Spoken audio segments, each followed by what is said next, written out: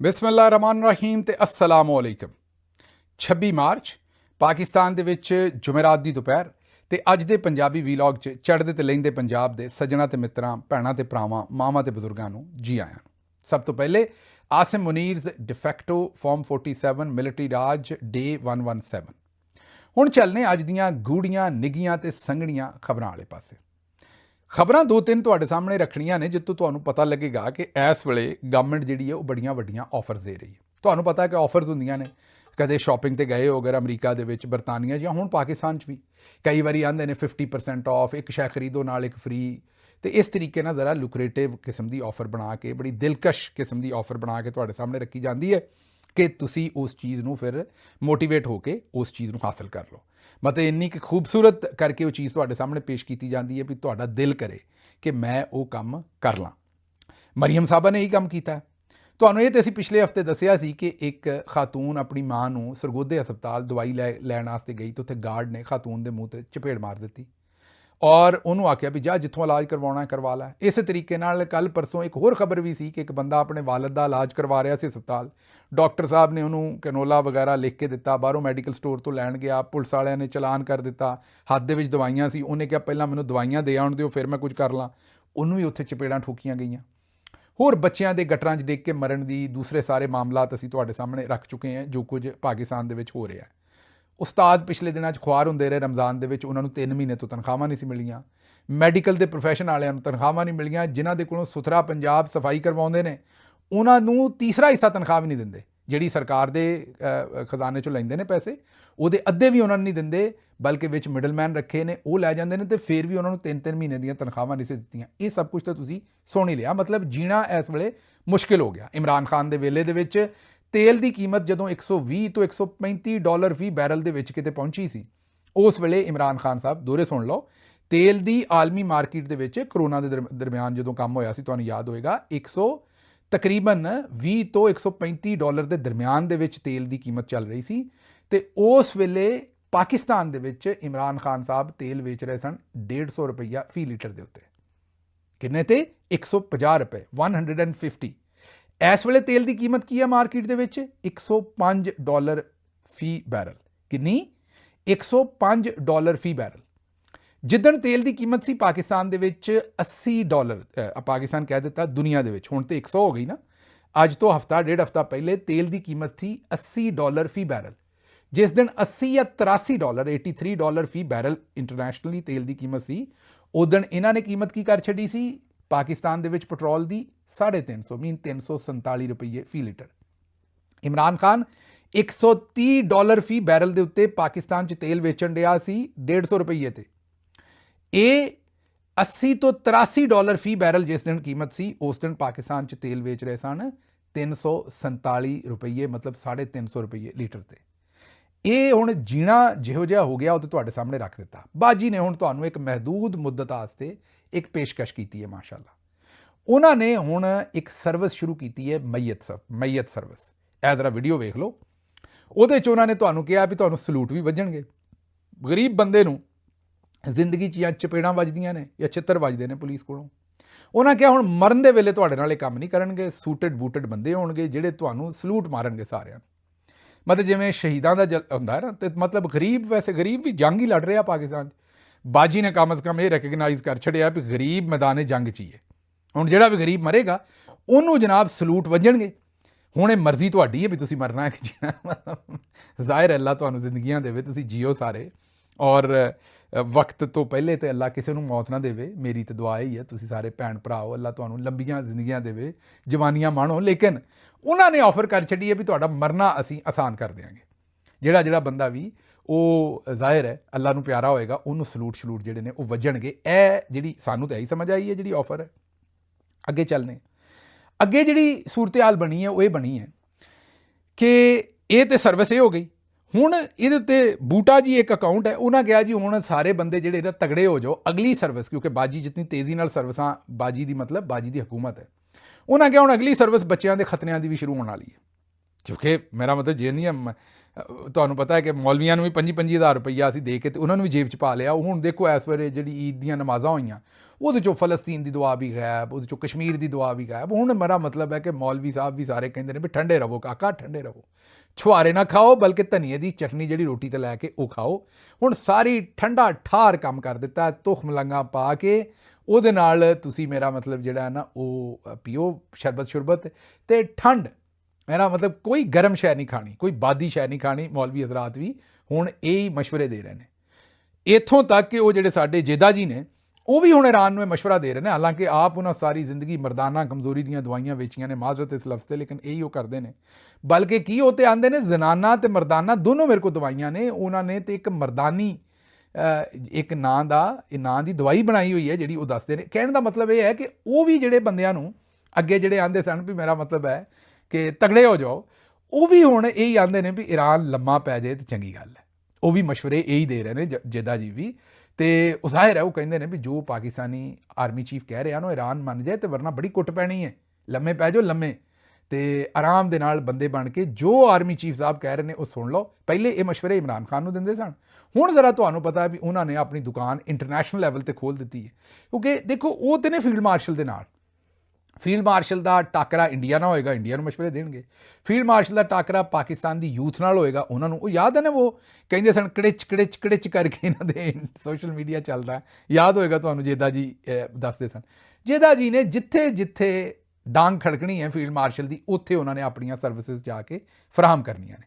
ਹੁਣ ਉਹਨਾਂ ਈਰਾਨ ਨੂੰ ਵੀ ਇਹੀ ਮਸ਼ਵਰਾ ਦਿੱਤਾ ਹੈ ਵੀ ਐਵੇਂ ਕੁੱਟ ਖਾਓਗੇ, ਐਵੇਂ ਗੈਰਤ ਦੀ ਜ਼ਿੰਦਗੀ ਜੀਣਾ ਚਾਹੁੰਦੇ ਹੋ, ਆਰਾਮ ਦੇ ਨਾਲ ਉਹਨਾਂ ਆਖਿਆ ਵੀ ਇੱਕ ਵਾਰੀ ਥੋੜ੍ਹੀ ਜਿਹੀ ਤਕਲੀਫ ਹੁੰਦੀ ਹੈ, ਇਹ ਦਵਾਈ ਖਾਓ ਮੇਰੀ ਤੇ ਉੱਤੋਂ ਪਾਣੀ ਪੀਓ ਤੇ ਤੁਹਾਨੂੰ ਪਤਾ ਹੀ ਨਹੀਂ ਲੱਗਣਾ ਤੁਸੀਂ ਬਗੈਰਤੀ ਕਰ ਰਹੇ ਹੋ। ਮੇਰਾ ਮਤਲਬ ਹੈ ਕਿ ਇਹ ਜੇਦਾ ਜੀ ਦਾ, ਉਹਨਾਂ ਨੇ ਲਫ਼ਜ਼ ਨਹੀਂ ਕਹੇ ਲੇਕਿਨ ਪੈਗਾਮ ਇਹੋ ਜਿਹਾ ਹੀ ਲੱਗ ਰਿਹਾ ਜੇਦਾ ਜੀ ਦਾ ਕਿ ਉਹ ਹੁਣ ਕਹਿੰਦੇ ਨਾ ਉਹਨੇ ਫਲਾਣੇ ਨੂੰ ਗੈਰਤ ਦਵਾਈ। ਇੱਕ ਤੁਸੀਂ ਜੁਮਲਾ ਸੁਣਿਆ ਹੋਣਾ ਵੀ ਫਲਾਣੇ ਨੇ ਫਲਾਣੇ ਨੂੰ ਗੈਰਤ ਦਵਾਈ। ਜੇਦਾ ਜੀ ਈਰਾਨ ਨੂੰ ਬਗੈਰਤੀ ਦਵਾ ਰਹੇ ਨੇ ਕਿ ਯਾਰ ਥੋੜ੍ਹਾ ਜਿਹਾ ਬਗੈਰਤ ਹੋ ਜਾਓ, ਢਿੱਲੇ ਜਿਹੇ ਹੋ ਜਾਓ, ਆਪਣਾ ਕੰਮ ਕੱਢੋ। ਅੱਛਾ, ਅੱਗੇ ਕਹਿੰਦੇ ਨੇ ਕਿ ਸ਼ਹਬਾਜ਼ ਗਿੱਲ ਔਰ ਜਿਹੜੇ ਸੋਸ਼ਲ ਮੀਡੀਆ ਵਾਲੇ ਇਹੋ ਜਿਹੇ ਬੰਦਿਆਂ ਨੇ ਇਮਰਾਨ ਖਾਨ ਨੂੰ ਇਹਨਾਂ ਨੇ ਫਸਾਇਆ। ਹੁਣ ਸ਼ੁਕਰ ਹੈ ਅਜੇ ਤੱਕ ਇਹ ਇਲਜ਼ਾਮ ਨਹੀਂ ਇਹਨਾਂ ਲਾਇਆ ਕਿ ਜਿਹੜਾ ਅਮਰੀਕਾ ਦੇ ਨਾਲ ਵਾਪਸ ਈਰਾਨ ਲੜ ਰਿਹਾ ਹੈ ਜਾਂ ਇਸਰਾਈਲ ਨਾਲ, ਇਹ ਕਿਤੇ ਅਸੀਂ ਇਹ PTI ਵਾਲਿਆਂ ਨੇ, ਪਾਕਿਸਤਾਨ ਦੀ ਯੂਥ ਨੇ, ਪਾਕਿਸਤਾਨ ਦੇ ਨੌਜਵਾਨਾਂ ਨੇ ਈਰਾਨ ਨੂੰ ਚੁੱਕ ਕੇ ਲੜਾ ਦਿੱਤਾ ਹੈ। ਕਿਉਂਕਿ ਇਹ ਬਾਕੀ ਸਾਰੇ ਮਾਮਲੇ ਤੇ ਸਾਡੇ ਹੀ ਤੇ ਪਾ ਦਿੰਦੇ ਨੇ, ਲੇਕਿਨ ਇਹ ਅਜੇ ਤੱਕ ਸਾਨੂੰ ਮਾਫੀ ਹੈ। ਮੈਨੂੰ ਲੱਗਦਾ ਆਉਣ ਵਾਲੇ ਦਿਨਾਂ ਦੇ ਵਿੱਚ ਇਹਨਾਂ ਨੇ ਇਹ ਕੰਮ ਵੀ ਸਾਡੇ ਤੇ ਹੀ ਪਾ ਦੇਣਾ। ਪਾ ਦਿਓ, ਮੇਰਾ ਮਤਲਬ ਇਹ ਵੀ ਸਾਡੇ ਤੇ ਪਾ ਦਿਓ ਤਾਂ ਕਿ ਕੋਈ ਕੰਮ ਜਿਹੜਾ ਉਹ ਰਹਿ ਨਾ ਜਾਏ। ਮਤਲਬ ਖੈਰ ਇਹ ਹੁਣ ਮੈਨੂੰ ਨਹੀਂ ਪਤਾ ਬਾਹਰ ਅਗਰ ਖਤਨਾ ਸਰਵਿਸ ਸ਼ੁਰੂ ਕਰਾਈ ਜਨਾਬ ਤੁਸੀਂ ਅਗਰ ਕਰਵਾਈ ਤੇ, ਕਿਉਂਕਿ ਮਈਆ ਸਰਵਿਸ ਤੋਂ ਸ਼ੁਰੂ ਹੋਈ ਹੈ ਹੁਣ, ਅਗਰ ਖਤਨਾ ਸਰਵਿਸ ਬਾਜੀ ਨੇ ਸ਼ੁਰੂ ਕਰਾਈ ਤੇ ਉਹਦੇ 'ਚ ਤੁਸੀਂ ਆਪੇ ਹੀ ਸੋਚ ਲਓ ਵੀ ਉਹਦੇ ਵਿੱਚ ਜੇਦਾ ਜੀ ਨੂੰ ਉਹਦਾ ਫਿਰ ਇੰਚਾਰਜ ਬਣਾਇਆ ਜਾਏ ਜਾਂ ਮੇਰੇ ਖਿਆਲ ਸੁਹੇਲ ਵੜਾਈ ਸਾਹਿਬ ਨੂੰ। ਇਹ ਖਾਸੀ ਇਹਦੇ ਵਿੱਚ ਕੰਪੀਟੀਸ਼ਨ ਬਣ ਜਾਣਾ ਵੀ ਦੋਵਾਂ ਦੇ ਵਿੱਚੋਂ ਕਿਹੜਾ ਬੰਦਾ ਇਹ ਸਰਵਿਸ ਬਿਹਤਰ ਅੰਜਾਮ ਦੇਵੇਗਾ। ਅੱਗੇ ਚੱਲਦੇ ਹਾਂ ਜੀ। ਪੰਜਾਬ ਹਕੂਮਤ ਨੇ ਸੂਬੇ ਭਰ 'ਚ 2018 ਤੋਂ ਕੰਟਰੈਕਟ ਅਸਾਮੀਆਂ ਦੇ ਉੱਤੇ ਗ੍ਰੇਡ 17 ਦੇ 1008 ਜਿਹੜੇ ਡਾਕਟਰਸ ਨੇ ਉਹ ਫਾਰਿਗ ਕਰ ਦਿੱਤੇ, ਨੌਕਰੀ ਤੋਂ ਕੱਢ ਦਿੱਤੇ। ਇਹ ਤੁਸੀਂ ਦਰੁਸਤ ਸੁਣ ਰਹੇ ਹੋ। 1008 ਡਾਕਟਰ, 1008 ਡਾਕਟਰ ਇੱਕ ਝਟਕੇ 'ਚ ਬਾਜੀ ਨੇ ਫਾਰਿਗ ਕਰ ਦਿੱਤੇ, ਉਹਨਾਂ ਦੀ ਨੌਕਰੀ ਖਤਮ ਕਰ ਦਿੱਤੀ। ਉਹ ਕੰਟਰੈਕਟ ਤੇ ਨੌਕਰੀ ਕਰਦੇ ਸਨ, ਉਹਨਾਂ ਦੀ ਈਦ ਤੋਂ 2-3 ਦਿਨ ਪਹਿਲਾਂ ਉਹਨਾਂ ਨੂੰ ਬੇਰੁਜ਼ਗਾਰ ਕਰ ਦਿੱਤਾ। ਉਹਨਾਂ ਕਿਹਾ ਤੁਹਾਡੀ ਸਰਵਿਸ ਆਉਣੀ ਚਾਹੀਦੀ। ਡਾਕਟਰਾਂ ਦੇ ਬਾਜੀ ਬੜੀ ਤੱਤੀ ਹੈ। ਉਹਦੀ ਵਜ੍ਹਾ ਮੈਂ ਤੁਹਾਨੂੰ ਦੱਸ ਛੱਡੀ ਹੈ ਵੀ ਬਾਜੀ ਦਾ ਜਿਹੜਾ ਰੌਲਾ, ਕਿੰਗ ਐਡਵਰਡ ਕਾਲਜ ਵਾਲਾ ਜਿਹੜਾ ਉੱਥੋਂ ਬਾਜੀ ਨੂੰ ਉਹਨਾਂ ਜਿਹੜਾ ਫਾਰਿਗ ਕੀਤਾ ਸੀ, ਉਹ ਬਾਜੀ ਨੂੰ ਗੁੱਸਾ ਬੜਾ ਡਾਕਟਰਾਂ ਦੇ ਉੱਤੇ, ਤੇ ਬਾਜੀ ਨੇ ਫਿਰ ਉਹਨਾਂ ਨੂੰ ਜਿਹੜਾ ਉਹ ਫਾਰਿਗ ਕਰ ਦਿੱਤਾ। ਅੱਛਾ ਜੀ, ਅੱਗੋਂ ਜਿਹੜਾ ਪਾਕਿਸਤਾਨ ਦੇ ਵਿੱਚ ਟੈਕਸ ਲੈਂਦੇ ਨੇ ਗੱਡੀ ਚਲਾਉਣ ਦਾ ਸੜਕ ਦੇ ਉੱਤੇ, ਤੇ ਉਹਨੂੰ ਪਾਕਿਸਤਾਨ 'ਚ ਅਸੀਂ ਪੰਜਾਬੀ 'ਚ ਉਹਨੂੰ ਟੂਲ ਟੈਕਸ ਆਨੇ, ਉਹਦਾ ਵੈਸੇ ਲਫ਼ਜ਼ ਟੂਲ ਨਹੀਂ ਹੁੰਦਾ ਤੇ ਲੇਕਿਨ ਪਾਕਿਸਤਾਨ ਦੇ ਵਿੱਚ ਉਹਨੂੰ ਅਸੀਂ ਟੂਲ ਟੈਕਸ ਆਨੇ। ਟੂਲ ਵੈਸੇ ਇਹ ਕਹਿੰਦੇ ਨੇ ਪੇਚਕਸ ਨੂੰ, ਪਲਾਸ ਨੂੰ, ਉਹਨੂੰ ਟੂਲ ਕਹਿੰਦੇ ਨੇ ਅੰਗਰੇਜ਼ੀ 'ਚ, ਲੇਕਿਨ ਅਸੀਂ ਟੋਲ ਦੀ ਜਗ੍ਹਾ 'ਤੇ ਉਹਨੂੰ ਟੂਲ ਕਹਿੰਦੇ ਹਾਂ। ਤੇ ਬਹਰਲ ਉਹ ਜਿਹੜਾ ਜਨਾਬ ਵਾਲਾ ਟੂਲ ਟੈਕਸ ਹੈ ਉਹ 50 ਰੁਪਈਏ ਇਜ਼ਾਫਾ ਕਰ ਦਿੱਤਾ ਹੈ। 5% ਗੱਡੀਆਂ ਜਾਇਦਾਦ ਦੀ ਖਰੀਦੋ ਫਰੋਖਤ, ਗੱਡੀਆਂ ਦੀ ਖਰੀਦੋ ਫਰੋਖਤ ਦੇ ਉੱਤੇ ਇਜ਼ਾਫਾ ਕਰ ਦਿੱਤਾ। ਮੇਨ ਟੈਕਸ ਪਹਿਲਾਂ ਹੀ ਪਾਕਿਸਤਾਨ ਦੇ ਵਿੱਚ ਬੇਸ਼ਬਹਾ ਹੈ। ਉਹ ਆਂਦੇ ਨੇ ਕਿ ਪਾਕਿਸਤਾਨ ਦੇ ਵਿੱਚ ਇਸ ਵੇਲੇ ਸਟੈਂਡਰਡ ਆਫ ਲਿਵਿੰਗ ਅਸੀਂ ਐਡਾ ਜ਼ਬਰਦਸਤ ਦੇ ਰਹੇ, ਸਿਕਿਉਰਿਟੀ ਅਸੀਂ ਐਡੀ ਜ਼ਬਰਦਸਤ ਪਾਕਿਸਤਾਨ ਦੇ ਰਹੇ, ਮਾਹੌਲ ਐਡਾ ਖੂਬਸੂਰਤ ਦੇ ਰਹੇ ਵੀ ਇੱਥੇ ਪੂਰੀ ਦੁਨੀਆ ਜਿਹੜੀ ਆ ਕੇ ਰਹਿਣ ਨੂੰ ਤਿਆਰ ਹੈ, ਤੇ ਟੈਕਸ ਫਿਰ ਜ਼ਿਆਦਾ ਦੇਣਾ ਪਏਗਾ। ਤੁਹਾਨੂੰ ਪਤਾ ਹੈ ਨਾ ਕਿ ਦੁਨੀਆ 'ਚ ਲੋਕੀ ਟੈਕਸ ਉੱਥੇ ਹੀ ਜ਼ਿਆਦਾ ਦਿੰਦੇ ਨੇ ਜਿੱਥੇ ਉਹਨਾਂ ਨੂੰ ਸਹੂਲਤਾਂ ਜ਼ਿਆਦਾ ਹੁੰਦੀਆਂ ਨੇ। ਹੁਣ ਕੱਲ ਹੀ ਰॉयटर्स ਦੀ ਸਟੋਰੀ ਸੀ ਕਿ ਪਾਕਿਸਤਾਨ ਪੂਰੀ ਦੁਨੀਆ 'ਚ ਨੰਬਰ 1, ਜੀ ਹਾਂ ਨੰਬਰ ਨਹੀਂ ਬਲਕਿ ਨੰਬਰ 1, ਰॉयटर्स ਕਹਿ ਰਿਹਾ ਕਿ ਨੰਬਰ 1 ਆਇਆ ਪੂਰੀ ਦੁਨੀਆ ਦੇ ਵਿੱਚ ਆਲੂਦਾ ਤਰੀਨ ਮੁਲਕ ਦੇ ਤੌਰ ਤੇ। ਮੀਨ ਜਿੱਥੇ ਆਬੋ ਹਵਾ ਸਭ ਤੋਂ ਜ਼ਿਆਦਾ ਗੰਦੀ ਹੈ, ਜਿੱਥੇ ਐਸੇ ਜ਼ਰਰੇ ਨੇ ਫਜ਼ਾ ਦੇ ਵਿੱਚ ਜਿਹੜੇ ਤੁਹਾਡੀ ਜ਼ਿੰਦਗੀ ਨੂੰ ਘੱਟ ਕਰ ਸਕਦੇ ਨੇ। ਇੱਕ ਅਮੂਮੀ ਅੰਦਾਜ਼ਾ ਹੈ ਕਿ ਪਾਕਿਸਤਾਨ ਦੇ ਵਿੱਚ ਜਿਹੋ ਜਿਹਾ ਇਸ ਵੇਲੇ ਫਜ਼ਾਈ ਆਲੂਦਗੀ ਹੈ, ਇੱਕ ਆਮ ਬੰਦੇ ਦੀ 5 ਤੋਂ 10 ਸਾਲ ਜ਼ਿੰਦਗੀ ਘੱਟ ਹੋ ਰਹੀ ਹੈ। ਅੱਛਾ, ਅੱਗੇ ਚੱਲਨੇ, ਇਹਦੀ ਮੈਂ ਕੋਈ ਡਾਕਟਰ ਨਹੀਂ ਹੈਗਾ, ਜੋ ਮੈਂ ਪੜ੍ਹਿਆ ਉਹ ਤੁਹਾਡੇ ਸਾਹਮਣੇ 5 ਤੋਂ 10 ਹੋ ਸਕਦਾ ਹੈ, ਇੰਪੈਕਟ ਐਗਜ਼ੈਕਟਲੀ ਇਸ ਤਰ੍ਹਾਂ ਨਾ ਹੋਵੇ। ਅੱਗੇ ਚੱਲਨੇ, ਉਸ ਦੇ ਨਾਲ ਇੱਕ ਤੇ ਅਸੀਂ ਆਲੂਦਗੀ ਦੇ ਵਿੱਚ ਨੰਬਰ 1 ਆਏ, ਨਾਲ ਹੀ ਤੁਸੀਂ ਹੁਣੇ ਹੀ ਇੱਕ ਇੰਡੈਕਸ ਜਾਰੀ ਹੋਇਆ ਟੈਰਰਿਜ਼ਮ ਦੇ ਉੱਤੇ, ਗਲੋਬਲ ਇੰਡੈਕਸ ਜਿਹੜਾ ਜਾਰੀ ਹੋਇਆ ਉਹਦੇ 'ਚ ਉਹਨਾਂ ਨੇ ਦੱਸਿਆ ਵੀ ਅਸੀਂ ਜਿਹੜਾ ਬਰਕੀਨਾ ਫਾਸੋ ਹੈ ਉਹਨੂੰ ਅਸੀਂ ਕ੍ਰਾਸ ਕਰ ਦਿੱਤਾ ਔਰ ਉਸ ਤੋਂ ਬਾਅਦ ਅਸੀਂ ਹੁਣ ਨੰਬਰ 1 ਹੋ ਗਏ। ਪਹਿਲੇ ਨੰਬਰ 2 ਸਾਂ, ਹੁਣ ਅਸੀਂ ਨੰਬਰ 1 ਹੋ ਗਏ। ਉਹ ਜੋ ਵੀ ਸੀਰੀਆ, ਇਰਾਕ, ਪਤਾ ਨਹੀਂ ਕਿਹੜੇ ਸੋਮਾਲੀਆ, ਸਾਰੇ ਪਿੱਛੇ ਛੱਡ ਗਏ ਅਸੀਂ। ਤੇ ਟੈਰਰਿਜ਼ਮ ਮਤਲਬ ਦਹਿਸ਼ਤਗਰਦੀ 'ਚ ਵੀ ਅਸੀਂ ਨੰਬਰ 1, ਪੋਲੂਸ਼ਨ ਦੇ ਵਿੱਚ ਵੀ ਅਸੀਂ ਨੰਬਰ 1, ਲਾਅ ਐਂਡ ਆਰਡਰ ਦੇ ਵਿੱਚ ਅਸੀਂ ਪਹਿਲਾਂ ਹੀ ਮੇਰੇ ਖਿਆਲ ਨੰਬਰ 1 ਜਾਂ 2 ਤੇ ਸਾਂ। ਲੇਕਿਨ ਟੈਕਸ ਅਸੀਂ ਜਿਹੜਾ ਉਹ ਬਿਲਕੁਲ ਵਧਾਤਾ ਹੈ। ਪਾਸਪੋਰਟ ਰੈਂਕਿੰਗ ਵੀ ਸਾਡੀ ਥੱਲੇ ਚਲੀ ਗਈ ਹੈ ਤੇ ਰੂਲ ਆਫ ਲਾਅ ਦੇ ਵਿੱਚ ਅਸੀਂ 142ਵੇਂ ਨੰਬਰ ਤੋਂ 129ਵੇਂ ਨੰਬਰ ਤੇ ਆਏ। ਦਹਿਸ਼ਤਗਰਦੀ ਇੰਡੈਕਸ ਦੇ ਵਿੱਚ ਤੇ 163 ਮੁਲਕਾਂ 'ਚ ਸਾਡਾ ਨੰਬਰ ਪਹਿਲਾ ਹੈ। ਬੇਰੁਜ਼ਗਾਰੀ ਪਿਛਲੇ ਸਾਲਾਂ ਦੇ ਵਿੱਚ 21 ਸਾਲਾਂ ਦੇ ਵਿੱਚ ਸਭ ਤੋਂ ਵੱਧ ਗਈ ਹੈ। FDI 33% ਕਮੀ ਆਈ ਹੈ, ਜਿਹੜੀ ਫੋਰਨ ਡਾਇਰੈਕਟ ਇਨਵੈਸਟਮੈਂਟ ਹੈ, ਔਰ ਉਹ 50 ਸਾਲਾਂ ਦੀ ਕਮ ਤਰੀਨ ਸਤ੍ਹਾ ਦੇ ਉੱਤੇ ਇਸ ਵੇਲੇ ਅਸੀਂ ਖਲੋਤੇ ਹਾਂ। ਤੇ ਫੀਲਡ ਮਾਰਸ਼ਲ ਸਾਹਿਬ ਦੇ 3 ਸਾਲਾਂ ਦੇ ਵਿੱਚ ਜਿਹੜੀ ਪਰਫਾਰਮੈਂਸ ਹੈ ਉਹ ਤੇ ਏਡੀ ਤੱਤੀ, ਏਡੀ ਜ਼ਬਰਦਸਤ ਹੈ ਕਿ ਮੈਂ ਆਨਾ ਵੀ ਹੁਣ ਖਤਰਾ ਸਰਵਿਸ ਤੇ ਸ਼ੁਰੂ ਹੋਣੀ ਚਾਹੀਦੀ ਹੈ, ਉਸ ਤੋਂ ਇਲਾਵਾ ਗੁਜ਼ਾਰਾ ਕੋਈ ਨਹੀਂ ਹੈ। ਤੇ ਆਂਦੇ ਨੇ ਵੀ ਟੈਕਸ ਹੋਰ ਦਿਓ, ਬਣਦਾ ਵੀ ਹੈ। ਅੱਛਾ ਜੀ, ਅੱਗੋਂ ਹੈ ਲਾਹੌਰ ਦੇ ਵਿੱਚ ਵੀ ਇਹ ਕੰਮ ਹੋਇਆ। ਲਾਹੌਰ ਦੇ ਵਿੱਚ ਇੱਕ ਮਰੀਜ਼ ਨੇ ਐਂਬੂਲੈਂਸ ਲੈ ਕੇ ਦੂਸਰੇ ਹਸਪਤਾਲ ਖੂਨ ਦੇਣ ਵਾਸਤੇ ਪਹੁੰਚ ਗਿਆ। ਉਹਨੇ ਐਂਬੂਲੈਂਸ ਸਟਾਰਟ ਕੀਤੀ। ਮੈਂਟਲ ਹਸਪਤਾਲ ਦੇ ਵਿੱਚ ਉਹ ਜਿਹੜਾ ਦਿਮਾਗੀ ਅਮਰਾਜ਼ ਦਾ ਹਸਪਤਾਲ ਹੈ, ਉੱਥੇ ਉਹ ਜ਼ੇਰੇ ਇਲਾਜ ਸੀ ਮਰੀਜ਼ ਰਿਹਾਨੁਲ ਹਕ। ਉਹਨਾਂ ਨੇ ਉੱਥੋਂ ਐਂਬੂਲੈਂਸ ਚੋਰੀ ਕੀਤੀ, ਗੱਡੀ ਚਲਾਈ ਤੇ ਉਹ ਪਹੁੰਚੇ ਜਨਾਬ ਦੂਸਰੇ ਹਸਪਤਾਲ ਸ਼ਾਦਮਾਨ ਦੇ ਇਲਾਕੇ 'ਚ ਸ਼ਾਦਰਾ ਹਸਪਤਾਲ ਪਹੁੰਚ ਗਏ। ਹਸਪਤਾਲ ਪਹੁੰਚ ਕੇ ਉਹਨਾਂ ਨੂੰ ਅਮਲੇ ਨੂੰ ਕਿਹਾ ਵੀ ਮੇਰਾ ਖੂਨ ਲੈ ਲਓ। ਸ਼ਾਦਰਾ ਹਸਪਤਾਲ ਦੇ ਅਮਲੇ ਨੇ ਪੁੱਛਿਆ ਕਿ ਤੁਸੀਂ ਕਿਹਦੇ ਨਾਲ ਆਏ ਹੋ, ਤੇ ਰਿਹਾਨ ਨੇ ਦੱਸਿਆ ਕਿ ਮੈਂ ਸ਼ਾਦਮਾਨ ਮੈਂਟਲ ਹਸਪਤਾਲ ਤੋਂ ਗੱਡੀ ਚਲਾ ਕੇ ਆਇਆ। ਜਿਸ ਤੋਂ ਬਾਅਦ ਹਸਪਤਾਲ ਇੰਤਜ਼ਾਮੀਆ ਨੇ ਮੈਂਟਲ ਹਸਪਤਾਲ ਨੂੰ ਇਤਲਾਹ ਦਿੱਤੀ ਤੇ ਉਹ ਫਿਰ ਉੱਥੇ ਜਨਾਬ 4 ਰੁਕਨੀ ਕਮੇਟੀ ਤਸ਼ਕੀਲ ਦਿੱਤੀ ਗਈ ਹੈ ਇਹਦੀ ਇਨਕੁਆਇਰੀ ਕਰਨ ਦੀ। ਹੁਣ ਤੁਸੀਂ ਗੌਰ ਕਰੋ ਕਿ ਅਗਰ ਇੱਕ ਬੰਦਾ ਮਤਲਬ ਗੱਡੀ ਉਹਦੀ 'ਚ ਨਹੀਂ ਸੀ, ਉਹਦਾ ਕੰਮ ਨਹੀਂ ਸੀ ਉਹਦਾ। ਹੁਣ ਸਾਡੇ ਤੁਹਾਨੂੰ ਪਤਾ ਹੈ ਕਿ ਜਿਸ ਵੇਲੇ ਯਾਹਿਆ ਖਾਨ ਸਨ, ਉਹਨਾਂ ਨੇ ਵੀ ਇਹੋ ਜਿਹੇ ਕੰਮ ਕੀਤੇ ਸਨ। ਜਿਹੜਾ ਉਹਨਾਂ ਦਾ ਕੰਮ ਨਹੀਂ ਸੀ ਉਹਨਾਂ ਨੇ ਉਹ ਕੀਤਾ ਸੀ। ਅਯੂਬ ਖਾਨ ਸਾਹਿਬ ਦਾ ਵੀ ਜਿਹੜਾ ਕੰਮ ਨਹੀਂ ਸੀ, ਉਹਨਾਂ ਦਾ ਕੰਮ ਸੀ ਸਰਹੱਦਾਂ ਦੀ ਹਿਫਾਜ਼ਤ ਕਰਨਾ, ਲੇਕਿਨ ਉਹਨਾਂ ਨੇ ਖੁਦ ਸਾਖਤਾ ਹੀ ਜ਼ਿੰਮੇਦਾਰੀ ਆਪਣੇ ਉੱਤੇ ਲੈ ਲਈ ਕਿ ਮੈਂ ਇਸ ਮੁਲਕ ਦੇ ਸਹੀ ਔਰ ਗਲਤ ਦਾ ਫੈਸਲਾ ਇਕੱਲੇ ਨੇ ਕਰਨਾ ਹੈ। ਯਾਹਿਆ ਖਾਨ ਸਾਹਿਬ ਨੇ ਵੀ ਇਹੀ ਕੀਤਾ, ਜ਼ਿਆਉਲ ਹਕ ਸਾਹਿਬ ਨੇ ਵੀ ਇਹੀ ਕੀਤਾ। ਉਹਨਾਂ ਨੂੰ ਅਸੀਂ ਤਮਗੇ ਸ਼ਮਗੇ ਲਾਏ ਨੇ, ਇਹਨੇ ਵੀ ਉਹੀ ਕੰਮ ਕੀਤਾ ਜਿਹੜਾ ਇਹਦਾ ਜਵਾਨ ਦਾ ਬਣਦਾ ਨਹੀਂ ਸੀ। ਲੇਕਿਨ ਵੇਖੋ ਇਹਦੇ ਪਿੱਛੇ ਸਾਰਾ ਮੀਡੀਆ ਚੜਿਆ ਵੀ ਇੱਕ ਪਾਗਲ ਸੀ ਤੋਂ ਗੱਡੀ ਚਲਾ ਕੇ ਚਲਾ ਗਿਆ ਤੇ ਉਹਨੇ ਕੀ ਕਰ ਦਿੱਤਾ। ਹੱਦ ਹੀ ਮੁੱਕੀ, ਮਾੜੇ ਬੰਦੇ ਨੂੰ ਕਿਸੇ ਪਾਸੇ ਜਿਹੜਾ ਉਹ ਜੀਣ ਨਹੀਂ ਦਿੰਦੇ। ਅੱਗੋਂ ਮਤੀਉੱਲਾ ਜਾਨ ਸਾਹਿਬ ਨੇ ਇੱਕ ਨਵੀਂ ਗੱਲ ਸੁਣਾਈ ਹੈ। ਉਹਨਾਂ ਨੇ ਕਿਹਾ ਕਿ ਪਾਕਿਸਤਾਨ ਤੇ ਈਰਾਨ ਦੇ ਮੁਜ਼ਾਕਰਾਤ ਦੇ ਵਿੱਚ ਈਰਾਨ ਤੇ ਅਮਰੀਕਾ ਦੇ ਮੁਜ਼ਾਕਰਾਤ ਦੇ ਵਿੱਚ ਪਾਕਿਸਤਾਨ ਦਾ ਕਿਰਦਾਰ ਉਹ ਹੀ ਹੈ ਜਿਹੜਾ ਸ਼ਾਦੀ ਦੇ ਵਿੱਚ ਸ਼ਾਦੀ ਹਾਲ ਵਾਲਿਆਂ ਦਾ ਹੁੰਦਾ ਹੈ। ਮੈਂ ਕਿਹਾ ਚਾਸ ਨਹੀਂ ਬੰਨ ਦਿੱਤੀ ਵੀ ਅਸੀਂ ਇਹਨਾਂ ਨੇ ਸਿਰਫ ਔਰ ਸਿਰਫ ਇੱਕ ਵੈਨਿਊ ਪ੍ਰੋਵਾਈਡ ਕਰਨਾ। ਇਦੋਂਗਾ ਮਰਜ਼ੀ ਉਹਨਾਂ ਦੀ ਹੈ ਕੁੜੀ ਮੁੰਡੇ ਵਾਲਿਆਂ ਦੀ ਵੀ ਉਹਨਾਂ ਵਿਆਹ ਕਰਨਾ ਹੈ ਕਿ ਨਹੀਂ, ਹੱਕ ਮਹਿਰ ਕੀ ਰੱਖਣਾ, ਕੀ ਮਾਮਲਾ, ਤਾਂ ਉਹਨਾਂ ਸਾਰੇ ਕਰਨੇ ਨੇ, ਅਸੀਂ ਸਿਰਫ ਸ਼ਾਦੀ ਹਾਲ ਫਰਾਹਮ ਕਰਨਾ ਹੈ। ਉਹਨਾਂ ਕਿਹਾ ਸਾਡੀ ਸੂਰਤ ਹਾਲ ਇਹੀ ਹੈ। ਲੇਕਿਨ ਜਿਹੜੇ ਟਾਊਟ ਨੇ ਉਹ ਤਾਂ ਜਨਾਬੇ ਵਾਲਾ ਇਸ ਵੇਲੇ ਮਰੀ ਜਾ ਰਹੇ ਨੇ। ਮੈਂ ਇਹ ਕਹਾਂਗਾ ਕਿ ਮੇਰਾ ਮਤਲਬ ਹੈ ਕਿ ਉਹਨਾਂ ਨੂੰ ਤਾਂ ਇਹ ਲੱਗਦਾ ਹੈ ਕਿ ਪਤਾ ਨਹੀਂ ਕਿਹੜੇ ਪਾਸੇ ਜਾਣਾ। ਅਗਲੀ ਆਖਰੀ ਖਬਰ ਬੜੀ ਮੇਰੇ ਦਿਲ ਦੇ ਕਰੀਬ ਖਬਰ ਹੈ, ਤਕਲੀਫ ਦੇ ਖਬਰ ਹੈ। ਗਵਰਨਮੈਂਟ ਕਾਲਜ ਯੂਨੀਵਰਸਿਟੀ ਲਾਹੌਰ ਦੇ ਵਿੱਚ ਮਾਜ਼ੂਰ ਅਸਾਤਜ਼ਾ ਵਾਸਤੇ ਸਹੂਲੀਅਤ ਦਾ ਫੁਕਦਾਨ। ਸ਼ੋਭਾ ਪੰਜਾਬੀ ਦੇ assistant professor doctor Iftikhar Ahmad ਸੁਲਹਿਰੀ ਸਾਹਿਬ ਰੋਜ਼ਾਨਾ ਤੀਸਰੀ ਮੰਜ਼ਿਲ ਦੇ ਵਿੱਚ, ਤੀਸਰੀ ਮੰਜ਼ਿਲ 'ਤੇ ਉਹਨਾਂ ਨੂੰ ਪਹੁੰਚਣਾ ਪੈਂਦਾ ਹੈ ਤੇ ਉਹ ਕਿੱਡੀ ਮਜਬੂਰੀ 'ਚ ਪਹੁੰਚਦੇ ਨੇ ਉਹ ਤੁਸੀਂ ਆਪੇ ਵੇਖ ਸਕਦੇ ਹੋ, ਸੋਚ ਸਕਦੇ ਹੋ। ਇਹ ਇਕੱਲੇ ਇੱਕ ਗਵਰਨਮੈਂਟ ਕਾਲਜ ਯੂਨੀਵਰਸਿਟੀ ਲਾਹੌਰ ਦਾ ਮਸਲਾ ਨਹੀਂ, ਇਹ ਪਾਕਿਸਤਾਨ ਦੇ ਵਿੱਚ ਬਦਕਿਸਮਤੀ ਨਾਲ ਜ਼ਿਆਦਾਤਰ ਹਸਪਤਾਲ ਹੋਣ, ਅਦਾਲਤਾਂ ਹੋਣ, ਉੱਥੇ ਮਾਜ਼ੂਰ ਬੰਦੇ ਦਾ ਪਹੁੰਚਣਾ ਤਕਰੀਬਨ ਨਾਮੁਮਕਿਨ ਹੈ। ਹੁਣ ਮੈਂ ਗਵਰਨਮੈਂਟ ਕਾਲਜ ਯੂਨੀਵਰਸਿਟੀ ਲਾਹੌਰ ਦੇ ਕੋਲੋਂ ਇੱਕ ਐਕਸਪੈਕਟ ਕਰਦਾ ਹੈ, ਇੱਕ ਉਸਤਾਦ ਹੋਣ ਦੇ ਨਾਤੇ ਐਕਸਪੈਕਟ ਕਰਨਾ ਹੈ। ਪਾਕਿਸਤਾਨ ਦੇ ਵਿੱਚ ਮਸਲਾ ਹੈ ਵੀ ਉਸਤਾਦ ਕੋਈ ਨਹੀਂ ਬਣਨਾ ਚਾਹੁੰਦਾ, ਸਾਰੇ ਜਿਹੜੇ ਨੇ ਥਾਣੇਦਾਰੀ ਬਣਨਾ ਚਾਹੁੰਦੇ ਨੇ। ਜਿਹੜੇ ਵੀ ਉੱਥੇ ਵਾਈਸ ਚਾਂਸਲਰ ਸਾਹਿਬ ਨੇ ਜਾਂ ਸਾਹਿਬਾ ਨੇ, ਉਹਨਾਂ ਨੂੰ ਖੁਦ ਇਹ ਖਬਰ ਆਉਣ ਤੋਂ ਪਹਿਲਾਂ ਉਹਨਾਂ ਨੂੰ ਇਹਦੇ ਉੱਤੇ ਐਕਸ਼ਨ ਲੈਣਾ ਚਾਹੀਦਾ ਸੀ, ਕਿਉਂਕਿ ਕਿਸੇ ਜ਼ਮਾਨੇ 'ਚ ਉਹ ਵੀ ਉਸਤਾਦ ਹੀ ਰਹੇ ਨੇ। ਹੁਣ ਉਹ ਥਾਣੇਦਾਰ ਬਣੇ ਨੇ ਉੱਥੇ, ਕਿਉਂਕਿ ਪਾਕਿਸਤਾਨ 'ਚ ਮੈਂ ਤੁਹਾਨੂੰ ਦੱਸਿਆ ਵੀ ਉਸਤਾਦੀ ਛੱਡ ਕੇ ਹਰ ਬੰਦਾ ਥਾਣੇਦਾਰੀ ਹੀ ਕਰਨਾ ਚਾਹੁੰਦਾ। ਇਹ ਖਬਰ ਆ ਜਾਣਾ ਵੀ ਉਹਨਾਂ ਵਾਸਤੇ ਇੱਕ ਬਹੁਤ ਵੱਡੀ ਬੇਇੱਜ਼ਤੀ ਦੀ ਗੱਲ ਹੈ ਅਗਰ ਉਸਤਾਦ ਦੇ ਤੌਰ ਤੇ ਸੋਚਣ ਤੇ। ਪਹਿਲੇ ਹੀ ਜਿਹੜੇ ਪੰਜਾਬੀ ਦੇ ਇਹ ਪ੍ਰੋਫੈਸਰ ਸਾਹਿਬ ਨੇ, ਇਹਨਾਂ ਨੂੰ ਕਲਾਸਰੂਮ, ਅਗਰ ਤੁਹਾਡੇ ਕੋਲ ਸਹੂਲਤਾਂ ਨਹੀਂ ਤਾਂ ਥੱਲੇ ਕਲਾਸਰੂਮ ਦੇ ਵਿੱਚ ਇੱਕ ਕਲਾਸ ਦੇ ਦਿਓ ਇਹਨਾਂ ਨੂੰ। ਕਿੱਡੀ ਕੁ ਵੱਡੀ ਤੁਹਾਡੇ ਅਸਮਾਨ ਉੱਤੋਂ ਡਿੱਗ ਜਾਏਗਾ ਤੇ ਜ਼ਮੀਨ ਫਟ ਜਾਏਗੀ। ਤੇ ਜਿਸ ਵੇਲੇ ਸਕੈਜੂਲਿੰਗ ਕਰਦੇ ਹੋ ਕਲਾਸ ਤੇ, ਇਹ ਕਿੰਨੇ ਉਸਤਾਦ ਹੋਣਗੇ, ਕਿੰਨੇ ਪ੍ਰੋਫੈਸਰ ਹੋਣਗੇ ਜਿਹੜੇ ਉੱਤੇ ਨਹੀਂ ਜਾ ਸਕਦੇ? 1 2 4 5 ਹੋਣਗੇ।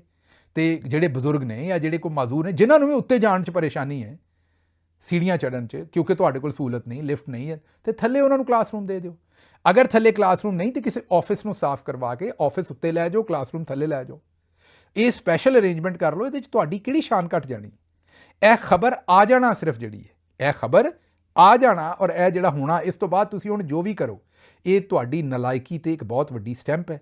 ਇਹ ਇਟ ਸੈਲਫ ਤੁਹਾਨੂੰ ਮੈਂ ਇਹ ਕਹਿਣਾ ਕਿ ਅੰਬੈਰਸ ਕਰਨ ਵਾਸਤੇ ਕਾਫੀ ਹੈ। ਤੁਹਾਡੇ ਕਰੀਅਰ ਦੇ ਉੱਤੇ ਇੱਕ ਬਹੁਤ ਵੱਡਾ ਸਵਾਲੀਆ ਨਿਸ਼ਾਨ ਇਹ ਛੱਡਦੀ ਹੈ ਕਿ ਤੁਹਾਡੇ ਵਿੱਚ, ਮਤਲਬ ਅਗਰ ਯੂਨੀਵਰਸਿਟੀਜ਼ ਨੇ, ਅਗਰ ਇੱਕ ਯੂਨੀਵਰਸਿਟੀ ਇੱਕ ਸਟੂਡੈਂਟ ਨੂੰ ਔਰ ਇੱਕ ਪ੍ਰੋਫੈਸਰ ਨੂੰ ਔਰ ਸੁਸਾਇਟੀ ਦੇ ਵਿੱਚ ਐਂਪਥੀ ਟੀਚ ਨਹੀਂ ਕਰਦੀ, ਐਂਪਥੀ, ਮੈਂ ਪ੍ਰਿੰਸੀਪਲ ਆਪਣਾ ਵਾਈਸ ਚਾਂਸਲਰ ਸਾਹਿਬ ਨੂੰ ਕਹਾਂਗਾ ਕਿ ਐਂਪਥੀ ਜਿਹੜਾ ਹੈ ਉਸ ਲਫ਼ਜ਼ ਨੂੰ ਡਿਕਸ਼ਨਰੀ 'ਚ ਜਾ ਕੇ ਵੇਖੋ, ਉਹਦੇ ਜਿਹੜੇ ਹਿੱਜੇ ਨੇ ਉਹ ਪੜ੍ਹੋ ਤੇ ਆਪਣੇ ਆਪ ਕੋਲੋਂ ਸਵਾਲ ਪੁੱਛੋ ਕਿ ਤੁਸੀਂ ਕਿਉਂ ਫੇਲ ਹੋਏ ਹੋ। It's a huge embarrassment for you. ਔਰ ਮੈਂ ਕਮ ਅਜ਼ ਕਮ ਇੱਕ ਏਡੀ ਪੁਰਾਣੀ ਔਰ ਵੱਡੀ ਦਰਸ਼ਕਾਂ ਦੇ ਕੋਲੋਂ ਇਹ ਐਕਸਪੈਕਟ ਨਹੀਂ ਕਰਦਾ ਕਿ ਏਡੀ ਤੁਸੀਂ ਉੱਥੇ ਸਫਾਕ ਹੋ, ਏਡੇ ਸੰਗਦੇ ਲੋ। ਹੁਣ ਤੁਹਾਡੇ 'ਚ ਵੀ ਕਈ ਸੋਚਦੇ ਹੋਣਗੇ, ਕਿਉਂਕਿ ਅਸੀਂ ਬੜੀ ਬੇਰਹਿਮ ਸੁਸਾਇਟੀ ਹੈ ਕਿ ਗਿੱਲ ਸਾਹਿਬ ਐਡਾ ਕਿਹੜਾ ਕੰਮ ਹੋ ਗਿਆ ਜੇ ਮੇਰਾ ਮਤਲਬ ਇਫਤਖਾਰ ਅਹਿਮਦ ਸੁਲਹਿਰੀ ਸਾਹਿਬ ਪ੍ਰੋਫੈਸਰ ਸਾਹਿਬ ਜਿਹੜੇ ਨੇ ਉੱਤੇ ਚਲੇ ਗਏ ਨੇ ਤੀਸਰੀ ਮੰਜ਼ਿਲ ਤੇ ਮੁਸ਼ਕਿਲ ਹਾਲਾਤ ਦੇ ਵਿੱਚ, ਉਹ ਤੇ ਚਲੇ ਜਾਣਗੇ, ਉਹ ਤੇ ਗੁਜ਼ਾਰਾ ਕਰ ਲੈਣਗੇ। ਲੇਕਿਨ ਸੁਸਾਇਟੀਜ਼ ਆਪਣੇ ਬਜ਼ੁਰਗਾਂ ਨੂੰ, ਆਪਣੇ ਬੱਚਿਆਂ ਨੂੰ, ਆਪਣੀਆਂ ਔਰਤਾਂ ਨੂੰ, ਆਪਣੇ ਡਾਕਟਰਸ ਨੂੰ, ਆਪਣੇ ਪ੍ਰੋਫੈਸਰਸ ਨੂੰ, ਆਪਣੇ ਪੜ੍ਹੇ ਲਿਖੇ ਤਬਕੇ ਨੂੰ ਕਿਸ ਤਰ੍ਹਾਂ ਟਰੀਟ ਕਰਦੀਆਂ ਨੇ, ਔਰ ਜਾਨਵਰਾਂ ਨੂੰ ਕਿਸ ਤਰ੍ਹਾਂ ਟਰੀਟ ਕਰਦੀਆਂ ਨੇ, ਉੱਥੋਂ ਪਤਾ ਲੱਗਦਾ ਹੈ ਕਿ ਉਸ ਸੁਸਾਇਟੀ ਦੇ ਵਿੱਚ ਇਨਸਾਨੀਅਤ ਕਿਤਨੀ ਹੈ। ਬਾਕੀ ਹੈਵਾਨੀਅਤ ਜਿਹੜੀ ਹੈ ਉਹ ਤੇ ਭਰੀ ਪਈ ਹੈ। ਤੇ ਅਗਰ ਵਾਈਸ ਚਾਂਸਲਰ ਸਾਹਿਬ ਦੇ ਜ਼ੇਨ ਦੇ ਵਿੱਚ ਇਹੋ ਜਿਹੇ ਖਿਆਲਾਤ ਨਹੀਂ ਆਉਂਦੇ ਤੇ ਉਹਨਾਂ ਨੂੰ ਕੋਈ ਸੱਜੇ ਖੱਬੇ ਵਾਲਾ ਬੰਦਾ ਦੱਸੇ, ਉਹਨਾਂ ਨੂੰ ਕੋਈ ਬੰਦਾ ਦੱਸੇ ਕਿ ਇਹ ਜਿਹੜਾ ਤੁਸੀਂ ਕੰਮ ਕੀਤਾ ਹੈ ਇਹ ਬੜਾ ਹੀ, ਇਹਨੂੰ ਮੈਂ ਪੰਜਾਬੀ 'ਚ ਕੀ ਕਹਾਂ, ਮਾਠਾ ਹਲਕਾ ਕੰਮ ਕੀਤਾ ਤੁਸੀਂ।